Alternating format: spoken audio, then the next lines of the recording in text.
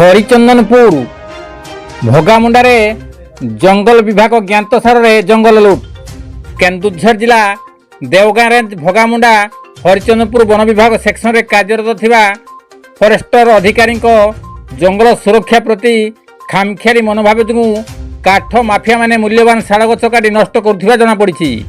Harichandanpur block धुड़ियांब ग्राम पंचायत अधीन जामुंडा ग्राम देखा मिली एभली जंगल ध्वंसर दृश्य।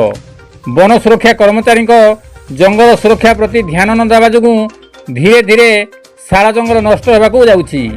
सांबादिक माने फोन करी वन विभाग जणाइले कथा को शुणा जाऊ नाही, बरं काठ माफिया मानक सह वन विभाग कर्मचारी मानकर मधुचंद्रिकार कार्य करुथिबा अनुमान कराउछि। आनंदपुर एवं घटगाँ वनखंड अधिकारी तथा देवगाँ रेंज वनांचल अधिकारी एथिप्रति दृष्टि देई मूल्यवान शाल जंगल को सुरक्षा देवाकू हरिचंदनपुर अंचल लोक माने दाबी करिसेंती। मनोरंजन दास का रिपोर्ट, केडी न्यूज ओडिया।